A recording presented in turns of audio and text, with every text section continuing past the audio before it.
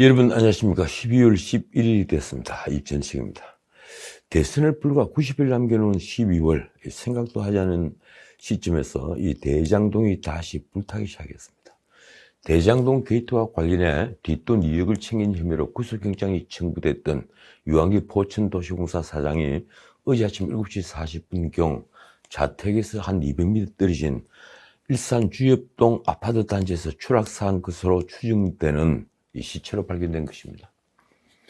그는 대장동 게이트의 복마전이 펼쳐진 성남도시개발공사에서 개발사 본부장을 지냈습니다.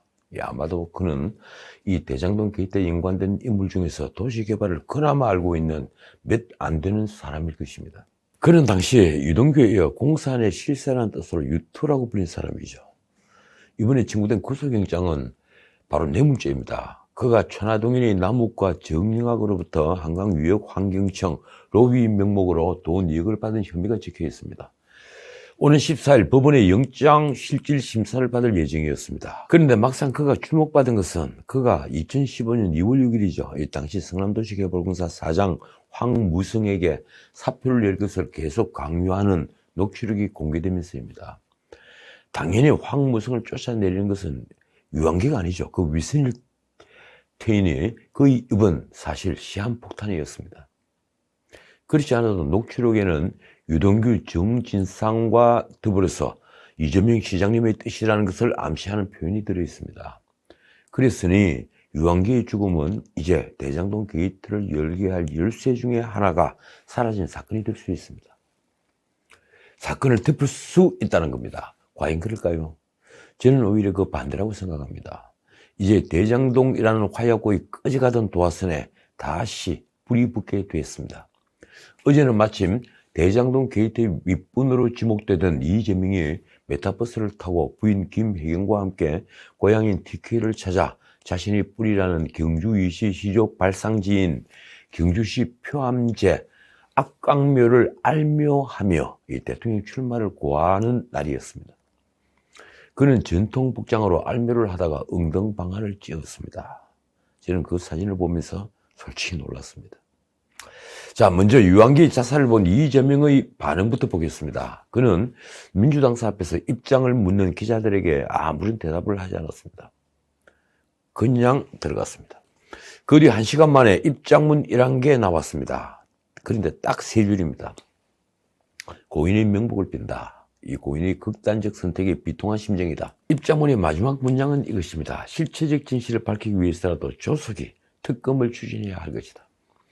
이 석 줄의 문장에 지금 민주당과 이재명 그리고 이재명 캠프의 고민이 다 담겨 있습니다.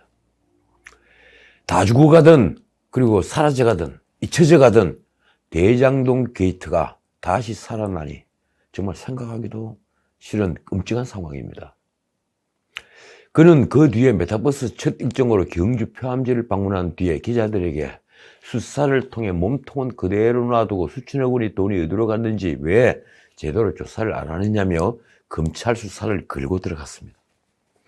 엉뚱한 데를 자꾸 건드려서 이런 참혹한 결과를 만들어내냐는 아쉬움이 있다. 그가 덧붙인 말이 이렇습니다. 수사라고 하는 게 정말 성역 없이 필요한 부분을 다 했으면 좋겠는데 진짜 큰 혐의점은 놔두고 자꾸 주변만 문제 삼다가 이런 사고가 난 게 아닌가 하는 아쉬움이 있다. 놀랍지 않습니까?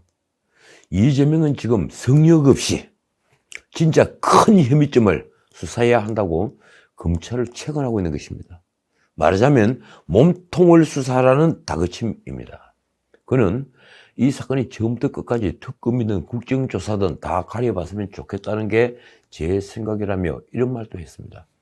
조사를 통해서 정말로 몸통은 그대로 놔두고 그 수천억의 돈은 어디로 갔는지를 왜 제대로 조사를 안 하는지 엉뚱한 데를 왜 자꾸 건드려서 이런 참혹한 결과를 만들어내냐는 아쉬움이 있다. 몸통은 그대로 놔뒀다. 이 말 어떻게 생각하십니까?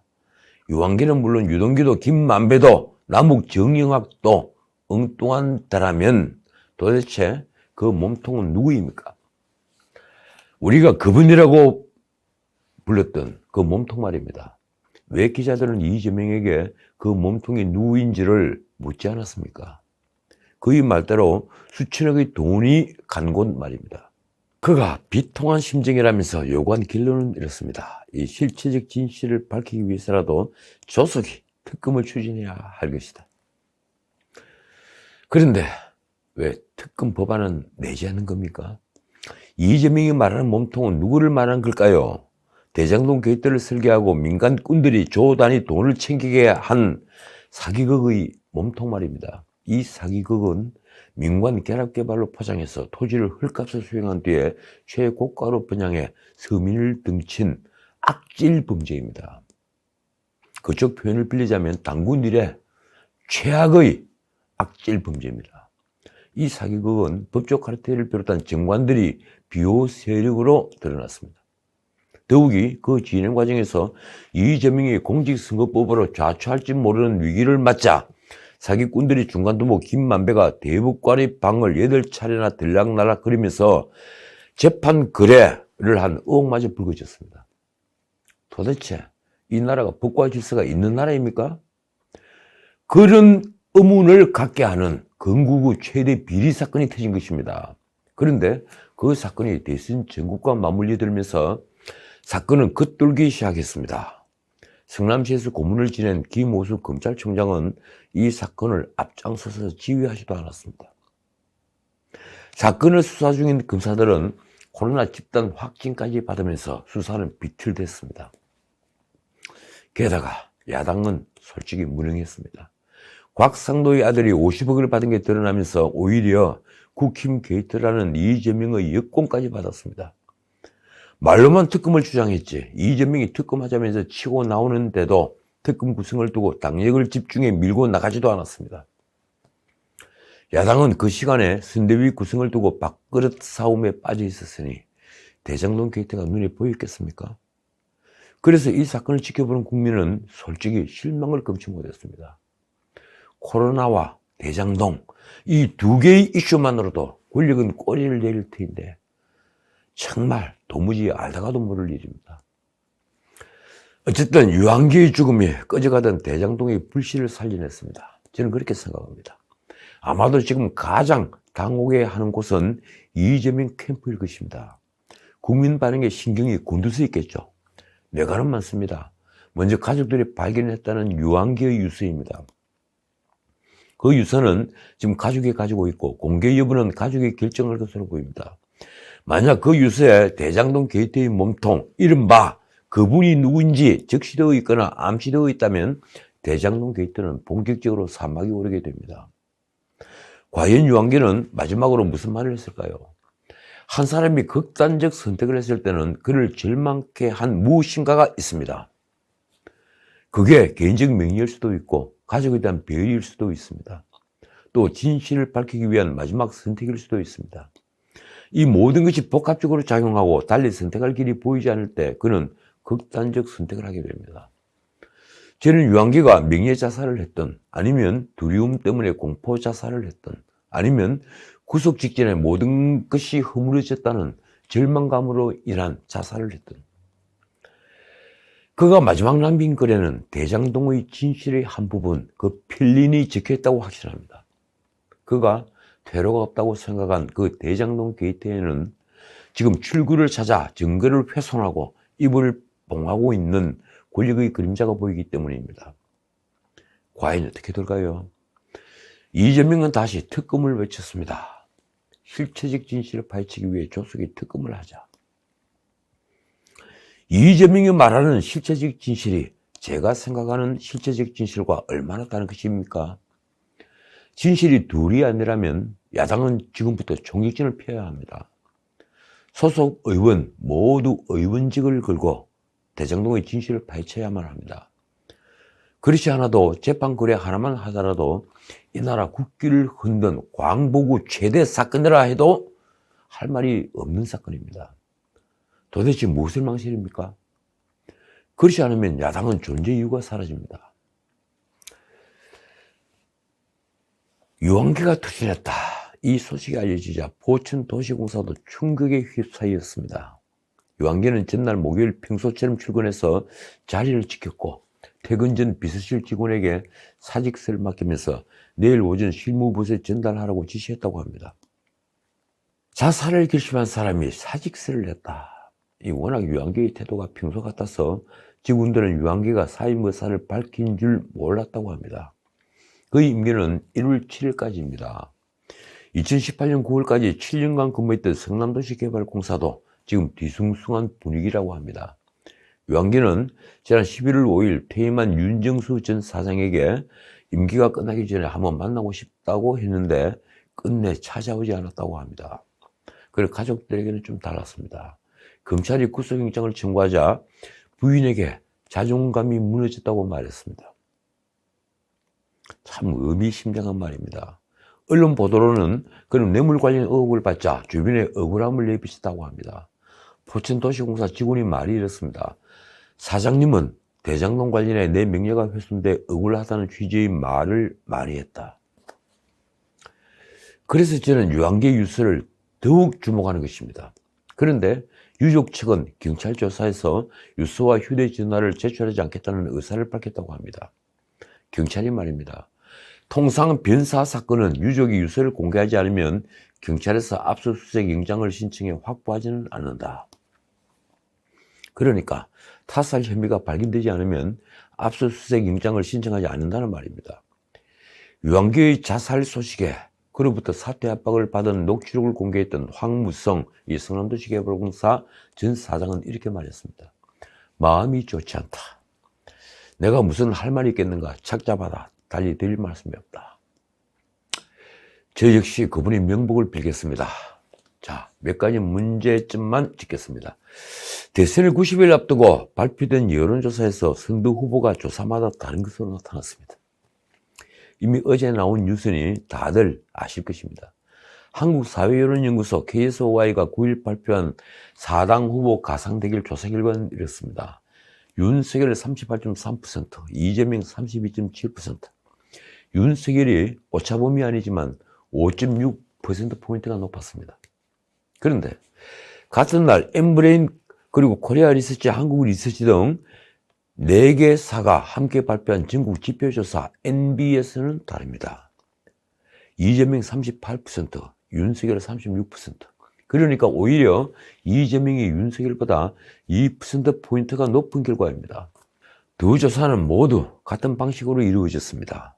통신 3사가 제공하는 휴대전화 가상번호를 100% 이용한 전화 면접은 조사로 실시한 것입니다. 우리는 과연 이런 여론조사를 얼마나 믿어야 할까요? 호남을 둘러싼 여야 경쟁이 불붙고 있습니다. 9일엔 이재명, 윤석열 두 사람이 나란히 김대중 노벨평화상 수상 21주년 기념식에 참석했습니다. 그 노벨평화상에 언젠가 시간이 있다면 제가 진실을 한번 말씀드리겠습니다. 어쨌든 이른바 김대중 마케팅에 나선 것입니다. 그렇지 않아도 국민의힘은 12월 7일 전북 임실 순창 남원이 지역구인 이용호 의원을 정규 영입했습니다. 거당적인 환영식을 했습니다. 민주당은 이에 질세라 전북 군산을이 지역구였던 김관영 전 의원을 합류시켰습니다. 최입의 의원 또 들어갔습니다. 국민의힘 공동선대위원장이 된 이용호가 선대위 회의에서 한 말이 아주 재미있습니다. 호남은 정치적으로 한 곳에 몰빵하지 말고 분산 투자할 필요가 있다. 그러니까 지금까지는 민주당이 몰빵을 했는데 이제 국민의힘에도 좀 나누어 달라는 얘기입니다. 말하자면 호남의 전향적 자세를 촉구한 말입니다.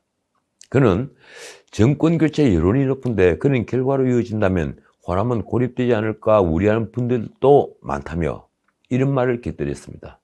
제가 호남을 대변하고 소통의 창구가 되도록 하겠다. 자, 이준석 대표 얘기입니다. 이준석이 윤석열 후보의 핵심 관계자 이른바 윤핵관이 언론이 주목을 받았죠. 그 윤핵관에 대해 한 말이 또 화제가 됐습니다. 건강 상태가 안 좋으면 재발하는 대상 포진 같은 느낌이다.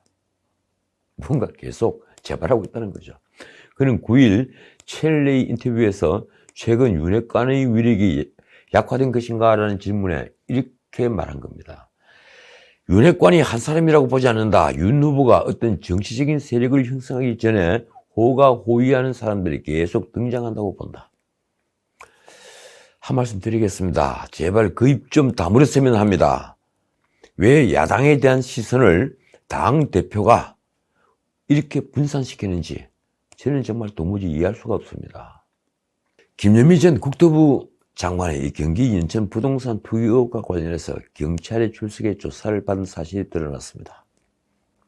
그는 집값 폭등을 했을 당시에 바로 국토부 장관, 주무장관이었죠. 경기 북부경찰청은 9일 지난 주말 김현미 전 장관을 피고발인 신분으로 조사했다고 밝혔습니다. 김현미는 지난 2012년 연천군 장남면에 2480평방미터 규모 농지를 매입하고 주택을 지었지만 농사를 짓지 않은 등 부동산 관련 의혹이 제기됐습니다. 경찰 수사 과정에서 남편 명의로 해당 농지에 지은 단독주택이 국토부 장관 재임 기간 중에 김현미의 동생에게 처분된 사실도 확인됐습니다. 놀라운 일입니다. 눈 감고 아웅하자는 거죠. 결국 김현미의 남편과 동생 등 가족 4명이 모두 경찰에 출석해서 조사를 받았다고 합니다. 김현미의 변명이 저를 웃게 만들었습니다. 이렇습니다. 농사도 정상적으로 지었고 동생에게 정상적으로 처분했다. 자, 오늘은 여기까지입니다. 이재명이 어제 놀라운 발언을 거듭했습니다. 그가 10일 오후 경주 황리단길 적석연설에서 한 말이 이렇습니다. 우리가 과거로 갈 게 아니고 미래로 가야 한다. 이 국민이 맡긴 칼과 권력으로 정적을 찾아 후벼 파서 보복하고 옛날에 매달려서는 안 된다. 무슨 뜻으로 그런 이 말을 한 걸까요? 이재명은 또 이렇게 말했습니다. 5년 또는 4년 정말 세월 짧다. 할 수 있는 일이 매우 제한적인데 눈을 분연히 뜨고 아마 번연이라는 말을 잘못 적은 거겠죠. 기자들의 말입니다. 눈을 분연히 뜨고 당장의 삶이 괴로워 힘들게 고통받는 사람들을 위해 더 나은 환경을 만드는 것도 바빠 죽겠다. 무슨 할 일이 그렇게 없어 옛날 일 뒤져 보복이나 하고 그러겠냐. 그 뒤에 한 말이 정말 충격적입니다. 이재명은 이렇게 말했습니다. 이런 복잡한 시대에 무능과 무지는 죄악이다. 그러면서 분명히 윤석열을 겨냥해서 이런 말을 했습니다. 국가의 운명을 책임지고 5,200만 명이라는 엄청난 국민의 삶을 책임지는 사람이 모른다고 물어가 보면서 하겠다고 하고 물어보는 것도 이상한 데 가서 물어보면 나라가 꼴이 되겠냐. 그 이상한 데 가서 물어보는 것은 아마도 주술 문제를 거론할 겁니다. 그는 경제와 민생을 가장 확실하게 책임질 이재명을 지지했다라고 됐습니다. 저는 경제와 민생을 생각해서 솔직히 이재명을 반대합니다. 그의 정책은 반시장적이며 재정을 파탄시키는 걸 넘어 국가를 몰락시키는 것이기 때문입니다. 그는 자신이 TK임을 내세웁니다. 그러면서 끝없이 보수성을 넘보고 있습니다. 박정희 마케팅에도 열심히입니다. 제게는 이 모두가 거의 변신, 카멜레온 같은 도생 방식으로밖에 보이지 않습니다. 마침 어제 그의 뿌리라는 경주 이시 시조 발상지의 악광묘를 알묘하다가 그는 응등방아를 찧었습니다. 지금까지 전우책이었습니다.